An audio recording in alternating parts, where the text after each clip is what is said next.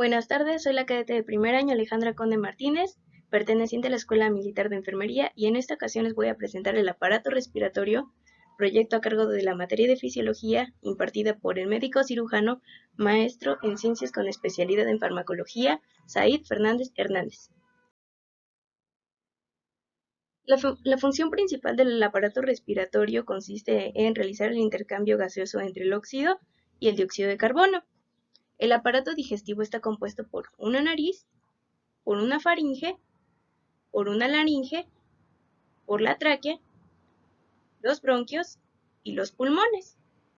Las estructuras del aparato respiratorio se clasifican en dos tipos de estructuras. Una es de conducción y las otras son de respiración. La diferencia más notoria entre ambos tipos de estructura es que las primeras realmente son cavidades, mientras que las segundas son de tejido parenquimoso. Entre las estructuras de conducción encontramos la nariz, la faringe, la laringe, la tráquea y los bronquios. Y en los de respiración, realmente de forma general, están los pulmones. Comencemos con la primera estructura de conducción, la nariz. La nariz puede dividirse en una porción externa y una interna, a la que denominamos realmente cavidad nasal. La porción externa de la nariz está conformada principalmente por cartílago hialino, que se encuentra cubierto por músculo. Tenemos grasa y tenemos piel. También tenemos tejido óseo, que sirve como sostén a toda la nariz. La nariz tiene 4 funciones. La primera es la ventilatoria, la segunda la olfatoria, la tercera la reflexógena y finalmente la fonatoria. Vamos a ver la primera función, la función ventilatoria. Dice aquí que regula la entrada y el volumen de aire inspirado y lo acondiciona. Se lleva a cabo por 3 columnas. La principal se lleva a cabo en el meato medio. Esto, si ven mi puntero, es el meato medio. La inferior o corriente ventilatoria secundaria se lleva a cabo en el meato inferior, que se encuentra aquí abajo. Como podemos ver, es la entrada principal que sigue del orificio de la nariz. Y finalmente la superior o corriente olfatoria se lleva en el meato superior, que se encuentra en esta parte. La función ventilatoria condiciona el aire que entra al organismo por 3 acciones. La primera es el calentamiento, la segunda la humidificación y la tercera es la purificación. El calentamiento consiste en calentar, o recalentar el aire que entra al organismo. La segunda, que es la humidificación, tiene que ver con favorecer el medio de protección del organismo, en este caso sería del moco. Y la purificación, al lado del calentamiento y la humidificación, permiten que el moco se encuentre en condiciones favorables para que las partículas y gérmenes que pudieran ocasionar un daño al organismo realmente no puedan penetrar con facilidad. Esta se lleva a cabo por fagocitos y también por el movimiento de los cilios y la acción de las enzimas que podemos encontrar en el moco. Ahora vamos a hablar de la función olfatoria. La función olfatoria comienza cuando el aire o el flujo de aire entra por la nariz y llega al meato medio y sobre todo al meato superior, que como vimos está en la parte más extrema de la cavidad nasal. Estas dos secciones tienen terminaciones nerviosas del nervio olfativo. El nervio olfativo las lleva al bulbo olfatorio y este las lleva al cerebro. Estas señales más tarde tienen respuesta por otro tipo de función, por la función reflexógena, que a continuación vamos a ver. Ahora vamos con la función reflexógena. La función reflexógena realmente son reflejos que, como dice aquí la diapositiva, repercuten en el sistema respiratorio y parte del sistema cardiovascular. Puede ser de tipo intranasales, nasorrespiratorios, nasocirculatorios, olfato-digestivos, nasocutáneos y nasooculares. Un ejemplo de la función intranasal es cuando a causa de la entrada de aire frío aumenta la secreción nasal y de esta manera nuestro cuerpo puede proteger el aire o realmente el aire que entra a nuestro sistema. Inclusive podemos llegar a percibir que nos cuesta un poco de trabajo respirar a causa del moco y puede llegar a resultar hasta doloroso. Un ejemplo de la función nasorrespiratoria es cuando olemos algo que nos agrada, inspiramos de la manera más enérgica. Por ejemplo, cuando olemos el perfume que más nos gusta. cuando olemos nuestro perfume favorito. El reflejo nasocirculatorio es cuando olemos algo e inmediatamente empezamos a presentar alteraciones en nuestras palpitaciones. Es decir, cambia nuestra frecuencia cardíaca, vaya. El reflejo olfato digestivo completa el gusto. Por ejemplo, cuando olemos algo en la calle, percibimos un olor que nos agrada y se nos antoja algo. Entonces empezamos a salivar y decimos que determinada cosa se nos antoja.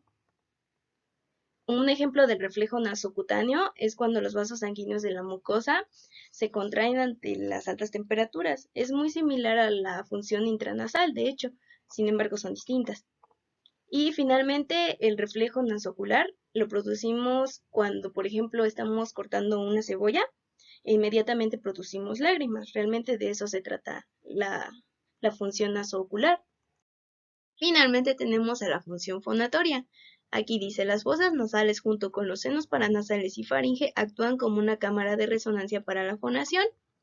Los senos son cavidades huecas que están cubiertas por mucosa. Tenemos senos frontales, tenemos senos etmoidales, nasales y maxilares. También tenemos senos esfenoidales. Posterior a la cavidad nasal, vamos a encontrarnos con la faringe. La faringe o garganta, como comúnmente la conocemos, es un conducto de alrededor de 13 centímetros de longitud, que comienza aquí, donde terminan las narinas internas, y se extiende hasta el cartílago cricoides, que es el más inferior de la laringe. En la faringe podemos distinguir tres regiones distintas: la nasofaringe, que es la más próxima a la cavidad nasal; la orofaringe, que está directamente relacionada con la cavidad oral o la boca; y la hipofaringe, que se encuentra en esta parte. Es la parte más cercana a la laringe. También la conocemos como laringofaringe. La nasofaringe, que participa en la respiración, está tapizada por epitelio cilíndrico pseudoestratificado ciliado con el fin de mover el moco, que funciona como una barrera de defensa. Los cilios se mueven así más o menos, lo que les permite mover el moco. También tenemos que la laringofaringe y también la bucofaringe están expuestas al contacto con el bolo alimenticio. Como ya vimos, la orofaringe es la segunda región de la faringe y la laringofaringe es la tercera región. Estas están revestidas por epitelio pavimentoso estratificado no queratinizado. A continuación, el órgano que sigue es la laringe.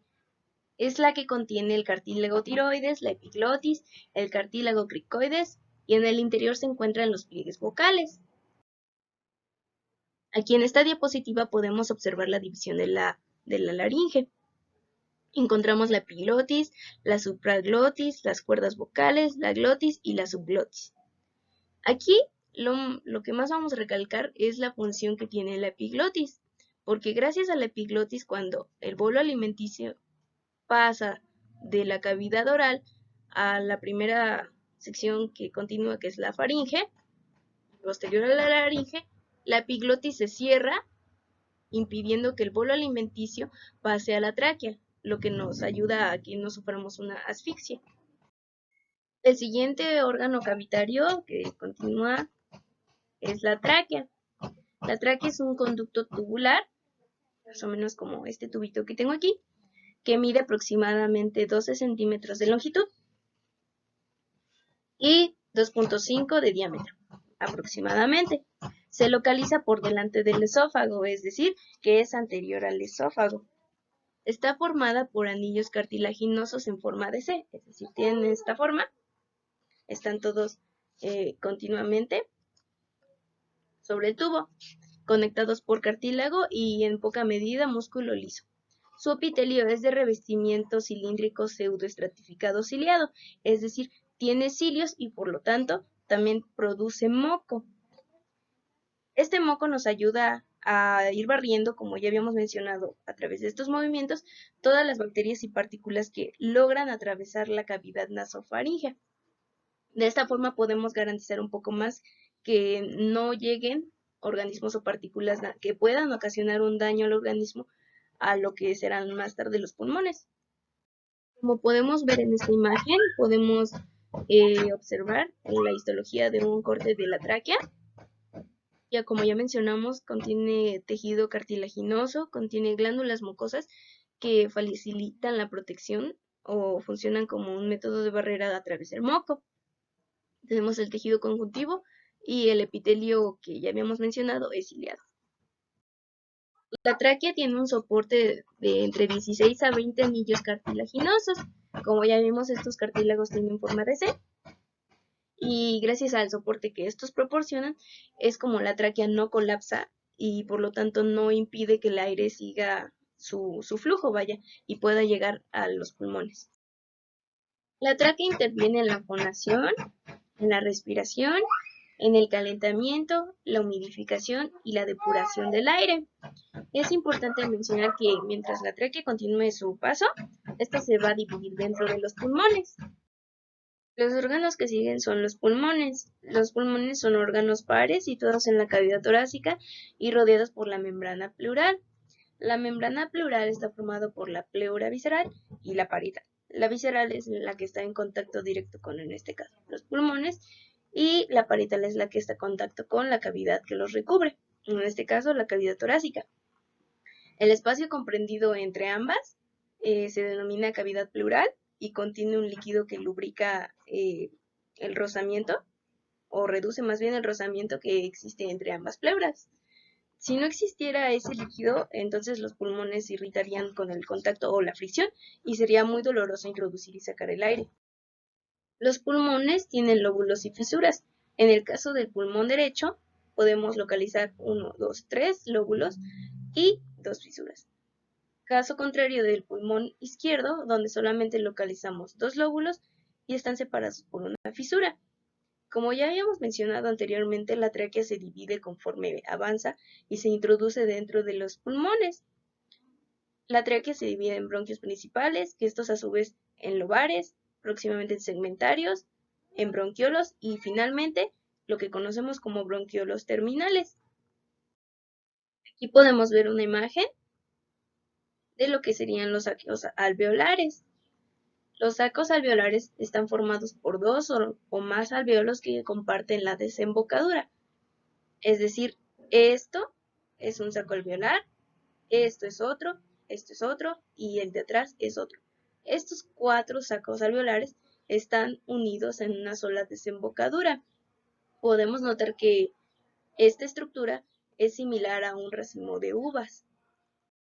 Aquí dice, el intercambio de los gases respiratorios se produce por difusión a través de la membrana respiratoria. Los racimos de uvas o los sacos alveolares, como mencionamos, están compuestos por alveolos. El alveolo es considerado como la unidad funcional del pulmón. Los alveolos están compuestos por células alveolares tipo 1 y células alveolares tipo 2. También incluyen macrófagos. Como habíamos mencionado en la diapositiva anterior, el intercambio gaseoso se realiza entre la membrana respiratoria y un alveolo, en este caso de tipo 1. Como podemos ver en esta sección más acercada, podemos ver que se difunde el óxido y se difunde el dióxido de carbono. Tenemos macrófagos alveolares que nos ayudan a través y con ayuda del moco a eliminar, en este caso del macrófago, de fagocitar bacterias o partículas que puedan ser dañinas en este punto de las estructuras. Tenemos también a las células alveolares tipo 2, que son las que producen un surfactante. Este surfactante impide que se rompa la tensión y que los alvéolos no colapsen. De lo contrario, si un alvéolo colapsara, se quedaría como pegadito, y si hubiera muchos alvéolos pegaditos, entonces ya no habría una cavidad donde alojar el aire y por lo tanto donde realizar el intercambio gaseoso. El intercambio gaseoso se da por difusión simple, se da en los capilares sistémicos, en este caso va a ser de un alveolo, donde como ya hemos mencionado, sale el dióxido de carbono a las venas para posteriormente ser eliminado y entra a través de las arterias el oxígeno. En esta diapositiva podemos observar cómo se mueve el intercambio gaseoso a través de la sangre. En la primera imagen podemos apreciar que aquí El color azul va a representar a las venas, y las venas traen sangre desoxigenada, traen desechos, y esta sangre entra a través de la vena cava inferior y de la vena cava superior a la aurícula derecha. Esta sangre pasa al ventrículo derecho y es eyectada a través de la válvula tricúspide a la arteria pulmonar.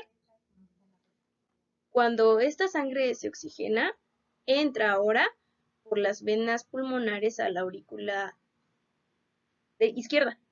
Entra a la aurícula izquierda, esta pasa al ventrículo izquierdo y es eyectada con fuerza a la aorta. La aorta ya posteriormente va a dividirse y va a llevar esa sangre con oxígeno y rica en nutrientes a las demás células que lo requieren. Ahora vamos a ver lo que es la ventilación pulmonar. La ventilación pulmonar, o también llamada respiración, es un proceso que comprende la inspiración y la expiración. Inspiración hace referencia a la introducción de flujo de aire al organismo y la expiración es lo contrario, es la expulsión de ese flujo de aire. Ahora vamos a ver los músculos que se ven involucrados en la respiración o en el ciclo de la respiración, que como ya vimos está formado por una inspiración y una expiración. Vamos a aprender que el volumen de aire que entra y sale se le va a denominar volumen corriente. Es importante recordar esto. Este músculo que vemos aquí en ambas imágenes se llama diafragma. Durante la inspiración, el diafragma baja. Esto es porque cuando introducimos aire a través de la cavidad oral hacia los pulmones, o más bien dicho, la cavidad nasofaríngea hacia los pulmones, esta se expande. Entonces, cuando expandimos y cuando realizamos la inspiración, los músculos inspiratorios que se ven involucrados son los esternocleidomastoideos, los escalenos, los intercostales y el diafragma, que como ya vimos en esta ocasión va a bajar, es decir, el pulmón lleno de aire va a empujar al diafragma hacia abajo. Por eso la dirección de este músculo. Después vamos a tener lo que es la expiración, que es sacar ese flujo de aire que se encuentra en los pulmones a través de la cavidad, ya sea bucal o la cavidad nasofaríngea. Durante la expiración, la cavidad torácica se contrae y los músculos que se ven involucrados son los intercostales, los oblicuos y los abdominales. En reposo, un adulto sano efectúa en promedio unas 12 respiraciones por minuto. Esta respiración incluye lo que es el ciclo de la inspiración y la expiración, donde, como ya mencionamos, movilizamos aire o volumen corriente, que es de 500 mililitros. Estos volúmenes pulmonares son intercambiados y se miden con un espirómetro. El registro se llama espirograma. La respiración en un individuo normal se llama eupnea. Finalmente, vamos a ver de manera resumida todo lo que hablamos del aparato respiratorio. Vamos a encontrar que la primera parte con la que nos vamos a encontrar en el aparato respiratorio es la cavidad nasal. Esta cavidad nasal tiene 3 regiones principales o 3 cornetes: cornete inferior, cornete medio y cornete superior. Aquí vamos a recalcar que lo más importante es que en el cornete medio y en el cornete superior encontramos las terminaciones nerviosas del nervio olfativo, que mandan señales al cerebro, y de esta forma podemos responder ante estímulos que recibimos a través de la nariz.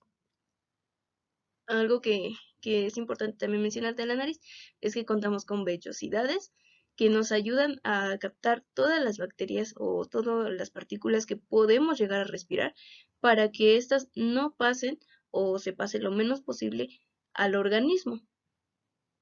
Después de la cavidad nasal, vamos a encontrar a la faringe. La faringe, como ya vimos, se divide en 3 regiones: la nasofaringe, la orofaringe y la laringofaringe. La nasofaringe es la región más cercana a la cavidad nasal y es la primera que conecta con la faringe. Después encontramos a la orofaringe, que se conecta con la cavidad bucal. Más tarde o próximo encontramos a la laringofaringe, que es la parte más inferior de la faringe y que se conecta directamente con la laringe. En la laringe podemos encontrar la epiglotis. La función más importante de la epiglotis es que ésta se cierra cuando el bolo alimenticio pasa a través de la faringe. Si esta epiglotis no se cerrara cuando pasa el bolo alimenticio, entonces este entraría a la tráquea y ocasionaría que nos asfixiáramos, por lo tanto moriríamos. Entonces esta se cierra y así impide el paso del bolo alimenticio hacia las vías respiratorias. Después nos encontramos con la tráquea. La tráquea es un tubo cartilaginoso principalmente, aunque también tiene músculo liso. La tráquea se va ramificando conforme pasa y el punto donde se inicia a ramificar se llama carina. Aquí se encuentra la carina. Se divide pues la tráquea en bronquios, bronquiolos, hasta llegar a los sacos alveolares. Y estos sacos alveolares contienen muchos alveolos, que son como las uvitas en un racimo de uvas. Se considera que el alveolo es la unidad funcional de todo el pulmón. Tenemos dos pulmones, pero son diferentes. El pulmón derecho tiene 3 lóbulos y 2 fisuras, y el pulmón izquierdo, a comparación del derecho, realmente solamente tiene una fisura, y 2 lóbulos. Este espacio que vemos aquí es el que aloja el corazón, de ahí la diferencia morfológicamente entre ambos pulmones. En nuestros alveolos podemos encontrar a las células alveolares tipo 1 y tipo 2.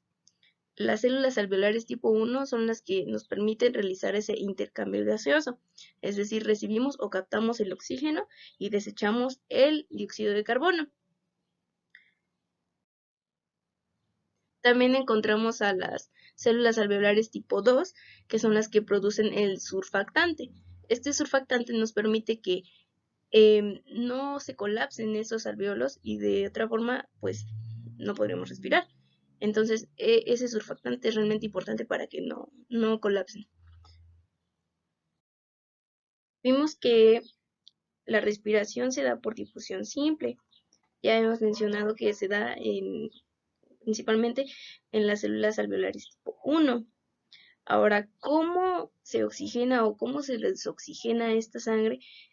Realmente, pues vamos a verlo. Ya lo mencionábamos, que la sangre desoxigenada, que es rica en dióxido de carbono, entra a la aurícula derecha por medio de la vena cava superior y la vena cava inferior. Pasa al ventrículo derecho y esta es inyectada con fuerza a la arteria pulmonar. Ahí es donde ocurre el intercambio gaseoso realmente. Posterior a eso, cuando esa sangre ya viene oxigenada, ya se liberó de todo ese dióxido de carbono y de todos esos desechos que ya no le sirven a la sangre, entonces pasa a las venas pulmonares, tanto izquierda como derecha, que desembocan en la aurícula izquierda. La aurícula izquierda se conecta obviamente con el ventrículo izquierdo y esta es eyectada con fuerza a la aorta. Esta sangre es importante, ya no tiene dióxido de carbono o lo tiene en muy poca medida, está rica en nutrientes y rica sobre todo en oxígeno, que es lo que nos importa. Y bueno, hasta aquí va a llegar nuestra presentación del aparato respiratorio, recalcando la importancia de este, pues si no fuera por el aparato respiratorio realmente no podríamos sacar o difícilmente podríamos sacar en este caso el dióxido de carbono y podríamos introducir el oxígeno a nuestro organismo. Si no introdujéramos el oxígeno a nuestro organismo, entonces no podríamos realizar el proceso del ciclo de Krebs, por ejemplo, para obtener energía. Y de lo contrario no podríamos llevar a cabo todas las funciones metabólicas que requerimos, porque para muchas funciones metabólicas, como es el catabolismo, como es el anabolismo, se requiere oxígeno, se requiere energía, se requiere ATP, y eso lo podemos obtener a través de la respiración. Si usáramos dióxido de carbono sería realmente muy doloroso y no sería viable, puesto que no somos organismos que realmente dependan del dióxido de carbono, más bien nosotros dependemos del oxígeno, que es que captamos en la respiración.